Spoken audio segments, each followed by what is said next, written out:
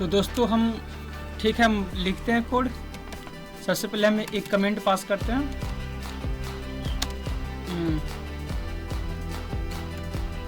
Nested switch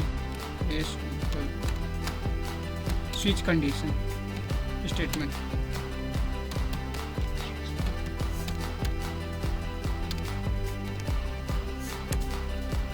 सबसे पहले header file लिखेंगे हैज इंक्लूड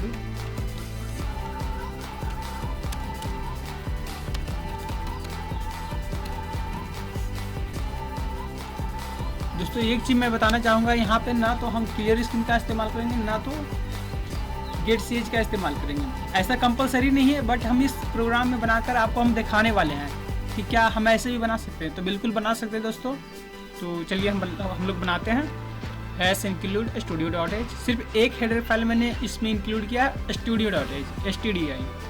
तो अब मेन ब्लॉक लिखते हैं और आज हम मेन जो फंक्शन लेंगे, जो मेन ब्लॉक बनाएंगे वो भी इंटीजर टाइप का बनाएंगे। तो सबसे रिटर्न टाइप उसका क्या होगा, इंटीजर होगा। तो हम लिखते हैं इंट मैन। एक मेन टाइप का हमने इंटीजर टाइप का रिटर्न टाइप इंटीजर है, इसका एक मैंने मेन फंक्शन बनाया। ये है तो सब में, बट वहाँ वॉइड देते थे, यहाँ रिटर्न कुछ नहीं करता था इसलिए वॉइड देते थे। बट यहाँ एक इंटीजर वैल्यू रिटर्न करेगा इसलिए हम यहाँ पे इंटीजर ले लिए हैं। ऐसा जरूरी भी नहीं, वर्ड भी ले सकते हैं। तो चलिए हम लोग लिखते हैं। अब यहाँ पे हम कर लेते हैं लोकल वेरिएबल डिक्लेरेशन। तो उसके लिए हम एक कमेंट सिंपल पास कर देते हैं यहाँ पे कि local variable declaration definition.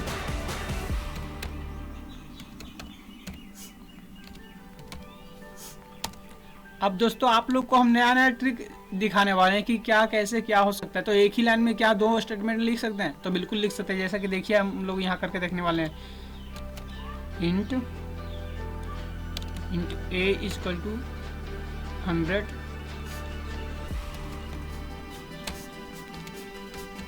Int b equal to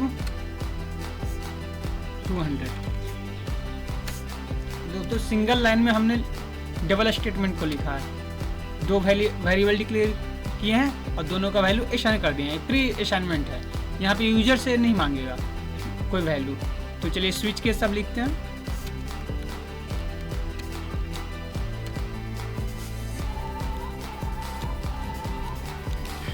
switch, ये मेरा फर्स्ट स्विच है।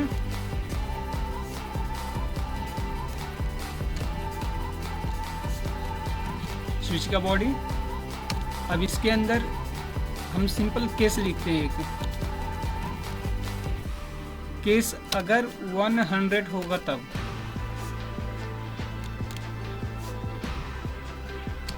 क्या करेगा, प्रिंटफ फंक्शन का इस्तेमाल किए हैं। This is a part of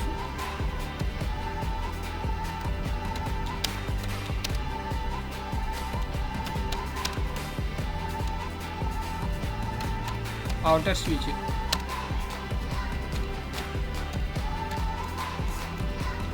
दोस्तों यहाँ से ये पता चलेगा कि किस तरह से मेरा कर्सर जो है वो रीड कर रहा है।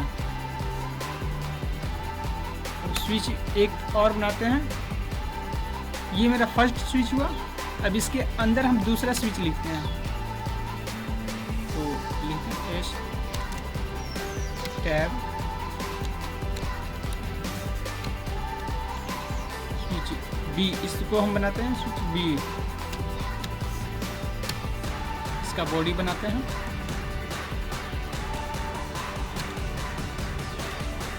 दोस्तों जहाँ पे हम कोई फंक्शन डिक्लेयर करते हैं वहीं पे बॉडी हमें बना लेना अच्छा होता है और उसके अंदर कोड लिखेंगे। क्योंकि ऐसा अगर हम लोग ऐसे बनाते जाएंगे बॉडी, तो क्या होता है कि कभी जो ब्रैकेट होता है, जो बॉडी का जो ब्रैकेट होता है वो कभी मिस नहीं करेगा, मिसमैच नहीं करेगा। अन्यथा कभी कभी क्या होता है ना कि हम लोग ब्रैकेट सिर्फ काउंट करने में हमें बहुत दिक्कत हो जाती है जब प्रोग्राम लंबा होता है तो इस तरह से हमें करने से कोई दिक्कत नहीं होता। हम लिखते हैं, केस लगाते हैं, ये केस 200 इसको डालते हैं। ओके, प्रिंटफ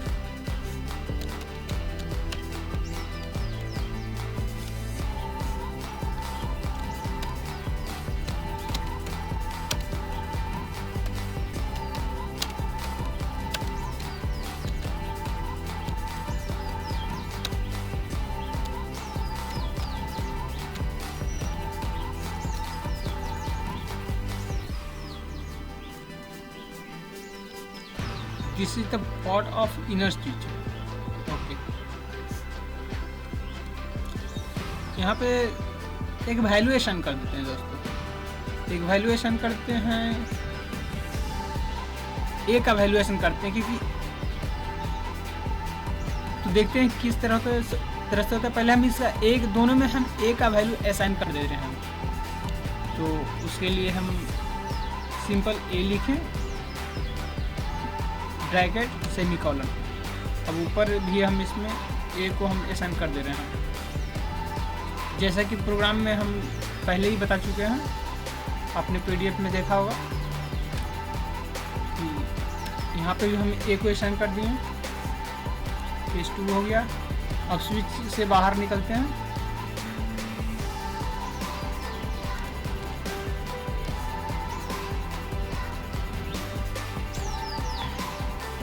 अब यहाँ पे लिखते हैं स्विच के बाहर प्रिंटफ फंक्शन लगाते हैं, और इसमें हम लिखते हैं exact value of A is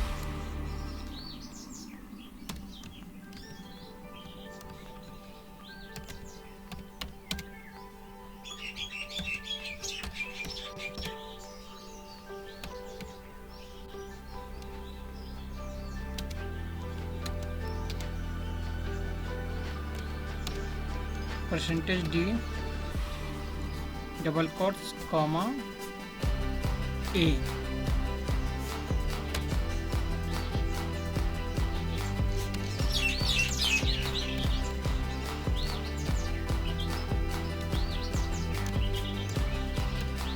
exact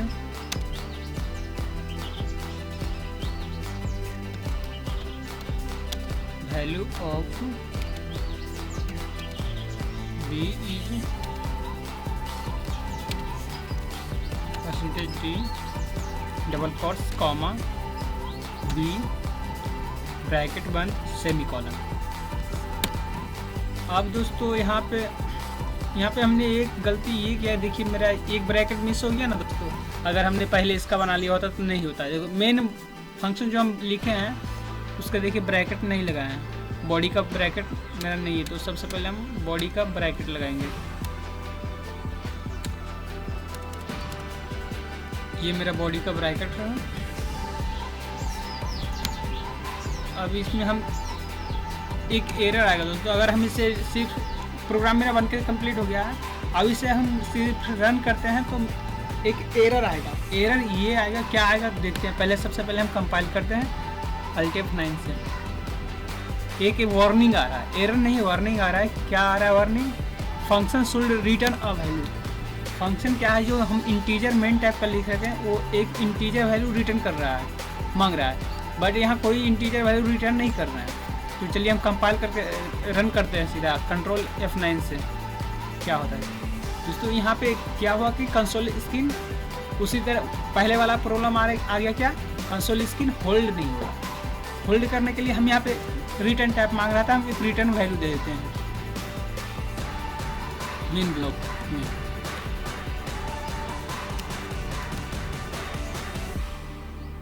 return 0, मतलब 0 कुछ नहीं रिटर्न करेगा। कंट्रोल F9 अब रन करते हैं।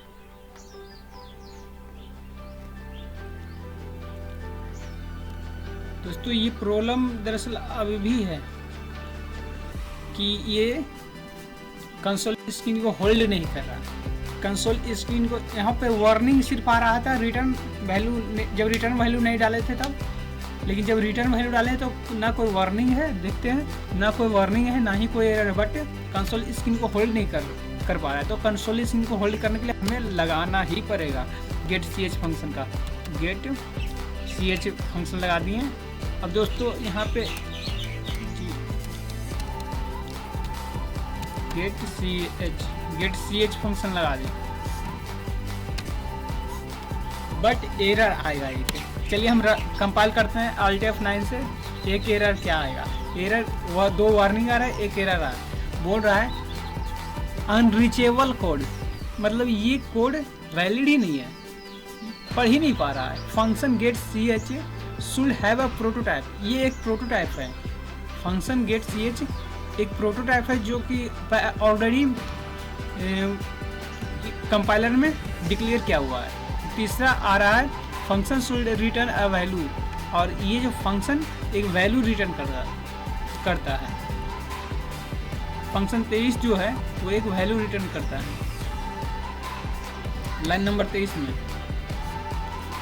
तो दोस्तों हम यहाँ पे गेट सी एच का इस्तेमाल किए। अब हम यहाँ पे एक और हम इंक्लूड करा देते हैं हेडर फाइल को, conio.h एज इंक्लूड conio.h। अब देखते हैं, अब कंपाइल करते हैं Alt F9 से। दोस्तों यहाँ 2 वार्निंग अभी भी आ रही है पर एरर कुछ नहीं है। तो सबसे पहले हम कंपाइल रन करते हैं Ctrl F9 से। Unreachable code, function should return a value, और function should return a value. Okay, देखते हैं, रन करते हैं क्या हुआ दोस्तों। गेट सी एच, तो हम लोग क्लियर स्क्रीन का इस्तेमाल कर लेते हैं। गेट सी एच का जब इस्तेमाल किए तो क्लियर स्क्रीन का भी इस्तेमाल कर लेते हैं, क्योंकि यहाँ पे हमने पहले ही बहुत बार प्रोग्राम को रन कर लिया है। तो जो भी मेरा आउटपुट होगा वहाँ पे बहुत सारा स्क्रीन कंसोल स्क्रीन पे दिखेगा, इसलिए हम पहले क्लियर स्क्रीन का इस्तेमाल कर लेते हैं। CLR यहाँ से कंसोल स्क्रीन को क्लियर करेगा। अब इसे रन करके देखते हैं थोड़ा सा। Ctrl F9 से रन तो हो रहा है बट कंसोल स्क्रीन होल्ड नहीं कर पा रहा है। कंसोल स्क्रीन होल्ड नहीं कर पा रहा है। Alt F9 करते हैं, 2 वार्निंग आ रहा है।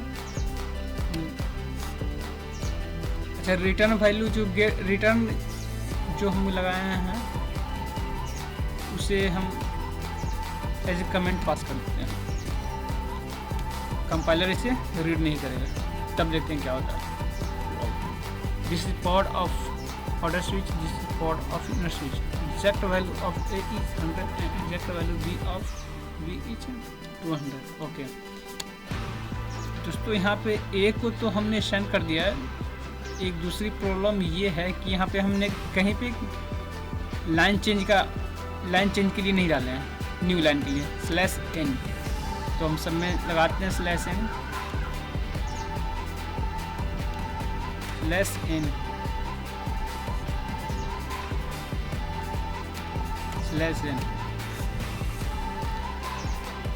ओके। और यहाँ जो हम वैल्यू असाइन कराए हैं एड्रेस ऑफ A कर देते हैं, %A, क्योंकि वैल्यू दिखना भी तो चाहिए ना। %D वैल्यू असाइन कहाँ होगा,